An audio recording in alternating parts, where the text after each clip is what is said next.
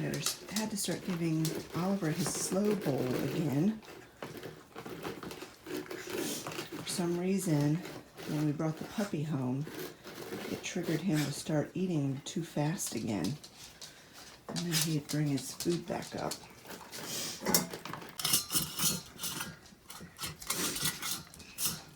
Bobo's finishing his. Oh, I have a flash on because it's dark in there.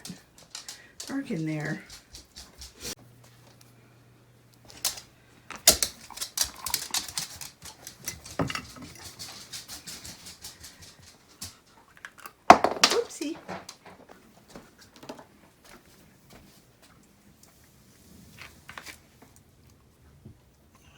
There you go. Silly Bo. See how dark it is in there? Percy ate his breakfast doggone. Here you go. I always give Oliver and Sally their chew bones after breakfast, but Mr. Percy didn't get a chew bone yet. He's too little. And I just gave Bo a little cookie, a little dessert after his breakfast. He likes to snuggle with me every morning after he goes potty and has his breakfast, and then plays for a while. Then he gets right in my lap and snuggles. He's so cute. He's such a little snuggler. Dear cutie pie, do you know that?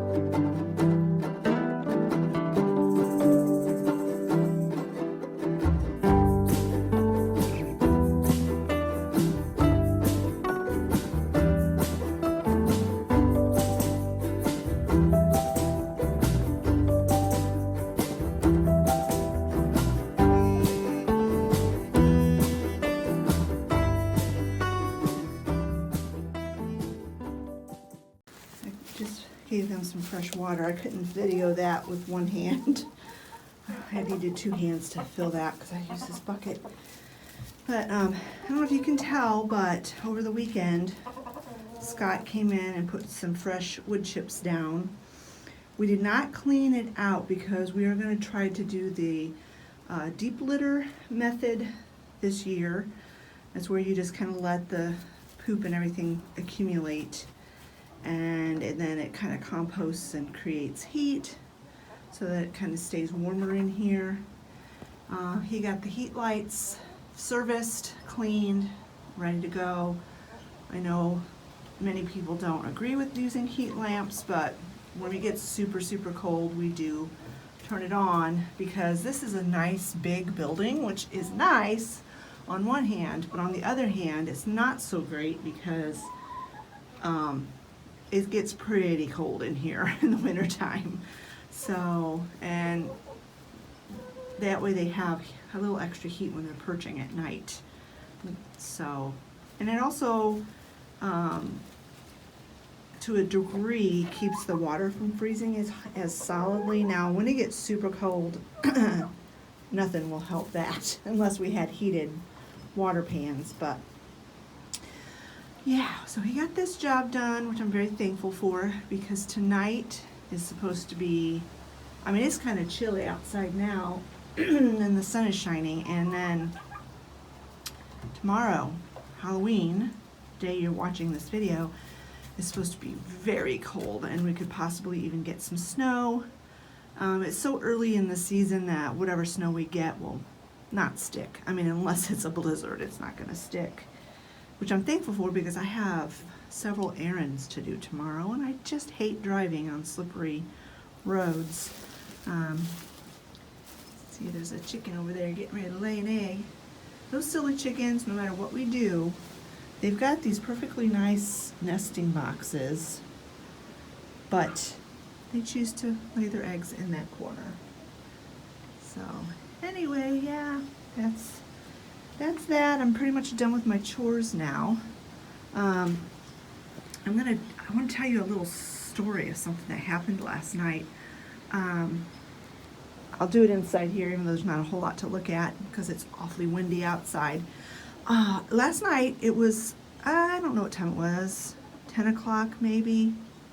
I took Percy out to go potty, and we were standing there, and I started hearing coyotes in the distance.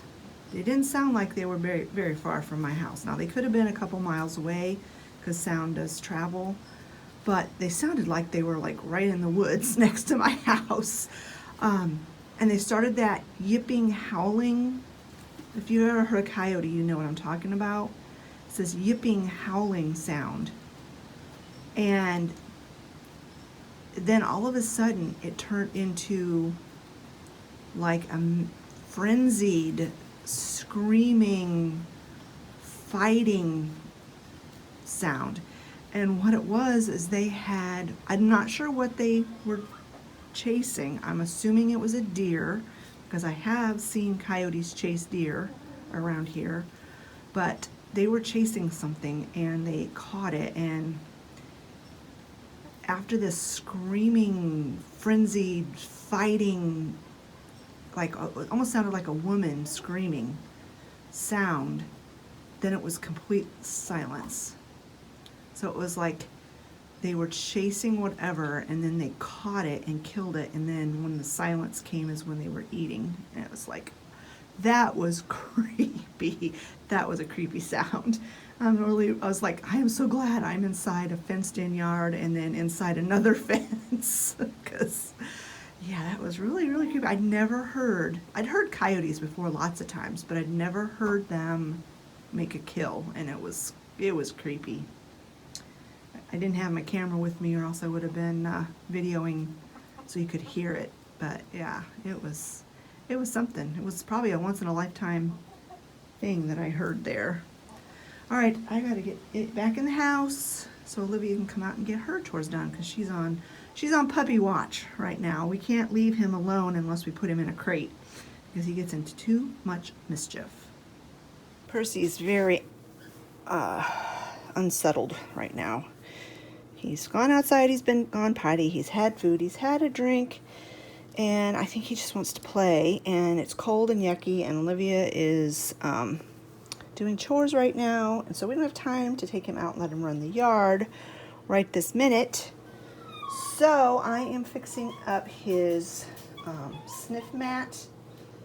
If you saw my grocery haul, you saw that I had bought some things for his sniff mat that I thought would work really well, and like baby snacks and stuff like that, and he really likes them. They taste great, he loves it, but they give him terrible gas. So I think he's just too young for very much people food. So I'm just putting some dog food in here, and I've got some little puppy snacks here. I'll just give him a few of these. I break them in half. You can hear him. He knows what I'm doing. He knows I'm fixing up his sniff mat for him, and he loves this. He loves doing this thing. And it does keep him busy for quite some time, which is nice because it gives us a break. Having a puppy is like having a toddler. I swear it is. Low attention span, constantly wanting things, very needy, not potty trained. So yeah, so just have basically dog food, these little puppy treats, and then I will get one of these little dog treats. Just this little bit here, and I'll break it up and put it in here. They look like Oreos, but they're not. They're dog treats. And all of our dogs love them. Sally can't have them anymore because there's too much fat in them. She has to be on a low-fat diet. But yeah, I'm not going to give him any people food. And I'm scared to give him like chew bones because he's so little, and I'm afraid he'll choke. I had that same worry when my children were babies. I always cut their food up really tiny and didn't give them anything that could possibly cause them to choke, like hot dogs. I cut in tiny little pieces for them. All right, I'm gonna go get this set up and put the camera over there first, because once he sees this, he's gonna go crazy.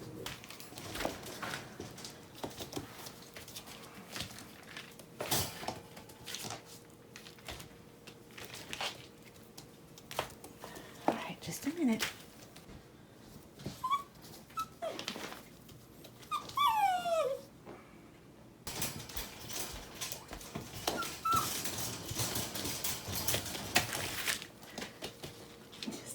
Just a minute. There we go.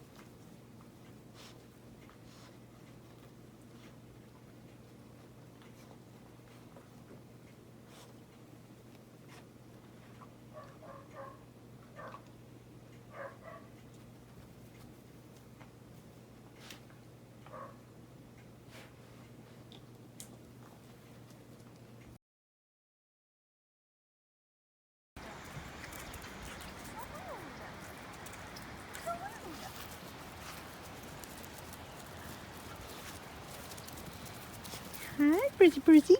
Hi, Brizzy Brizzy. Go play. He's such a brat. Who's a brat? Brat? He stole Percy's stick. Yep. First he had it in his mouth and he came right up Swiped it. I wondered. Come on, Percy. Hey. Don't, don't mess with that. Stinker dog. Brat. Brat. Rat. Brat. Rat. Go get your brother. Go get him. Ah, no. Oh. He's too fast. I can't. He just wants to come over and bug me. He just want to come bug me. No! Percy, let go of my... Oh, silly dog. I'm going to work on this picture. I'm going to take some lemon oil and get the price tag off, and then I'm going to take this all out, and I'm going to use some of this antique wax on the frame.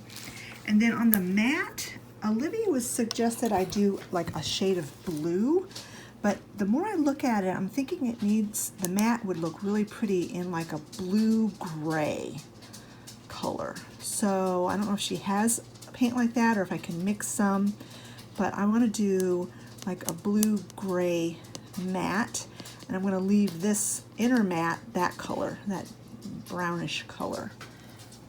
So let's go ahead and get this picture, give it a makeover.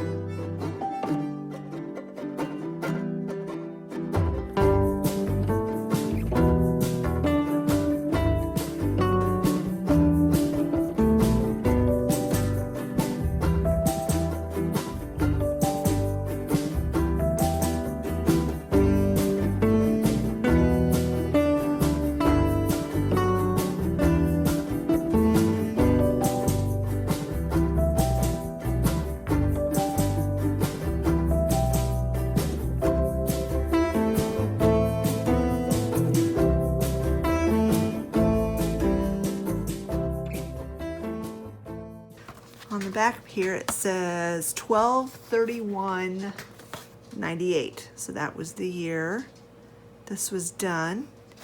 And I don't know, was this a grade? Was this done in an art class? No, it was the person's initial. Because it was, I don't know, can you read that?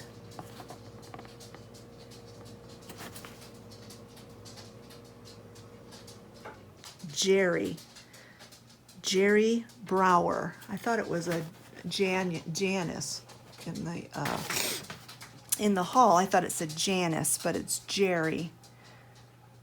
Jerri Brower.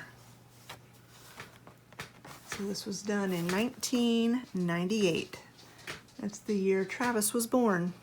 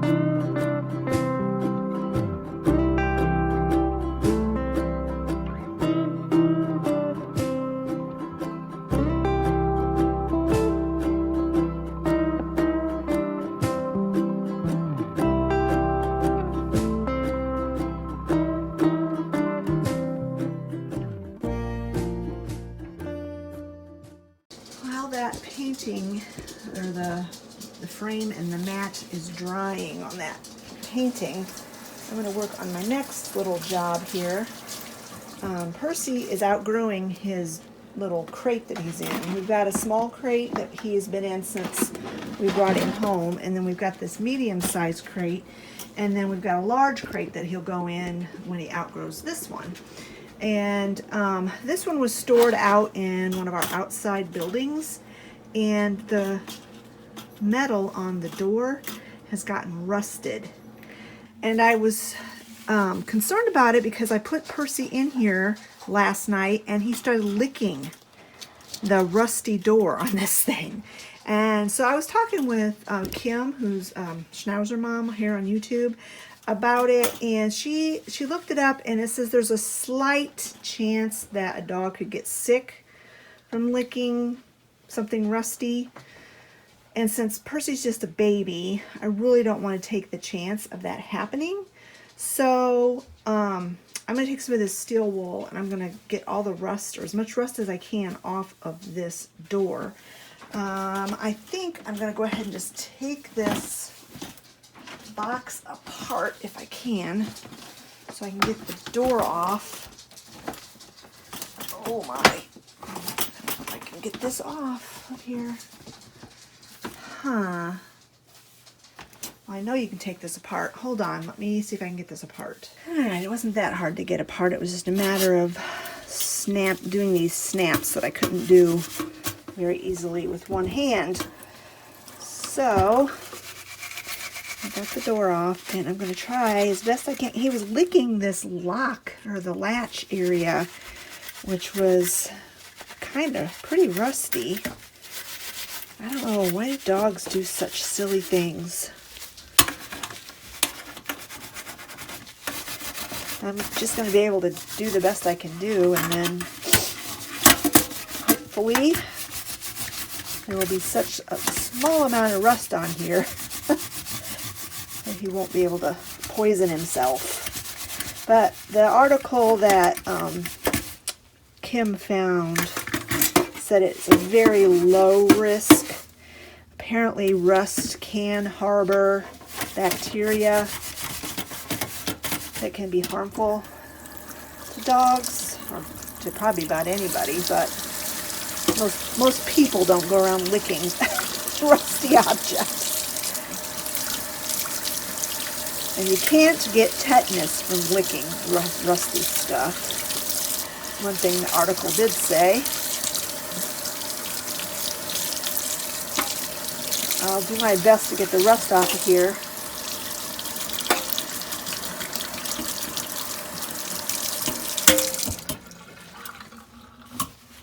We'll just see what happens.